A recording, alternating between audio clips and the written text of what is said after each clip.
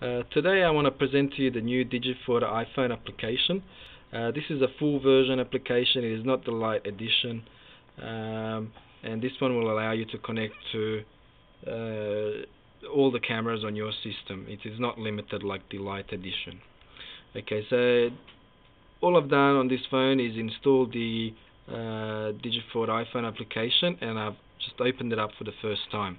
So the first thing I need to do is I need to click the add button to add a connection to the server, so the iPhone app knows where to connect to.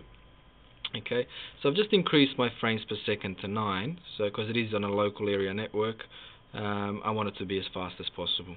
If I was doing that over the 3G, for example, I would lower my frames per second down to limit the amount of bandwidth used. Okay, but because it's on our private network, we don't really care how much bandwidth you use, so we're just going to leave that at 9. And I'm going to put in the IP address of my Digifort server.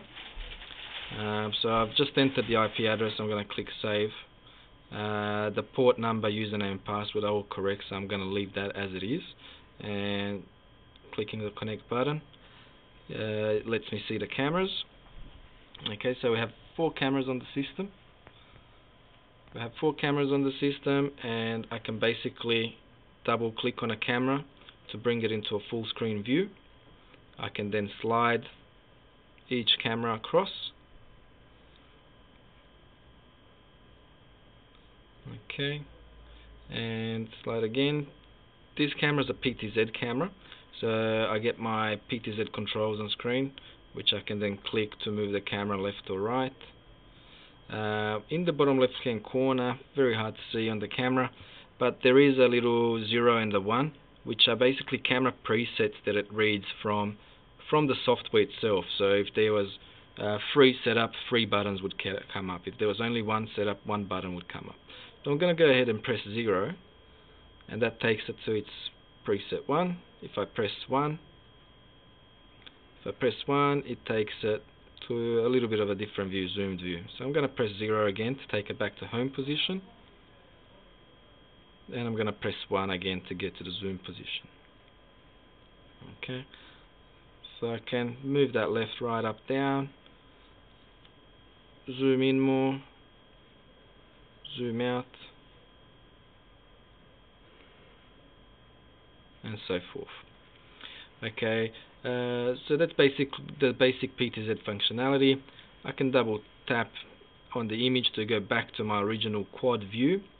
If we only got 4 cameras on this system, but if I did have 16 cameras, I'd be able to slide this quad view to the next 4 cameras and the next 4 cameras and the next 4 cameras.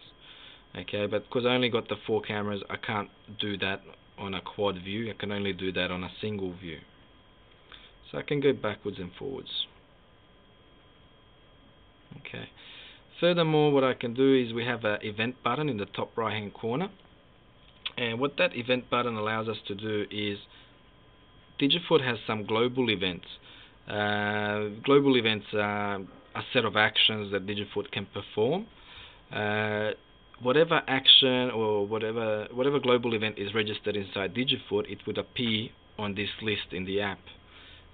So I can go ahead and choose one of these events, and should do something to the system like pop up a camera, trigger an output, move a camera to a certain preset position, and so forth. So if we just take a look up here, behind the iPhone there is actually a Digifort surveillance client running. So when I press the PTZ1 event on the iPhone app, we should see something happen on the screen of the surveillance client. Okay, so I'll go ahead and press that now,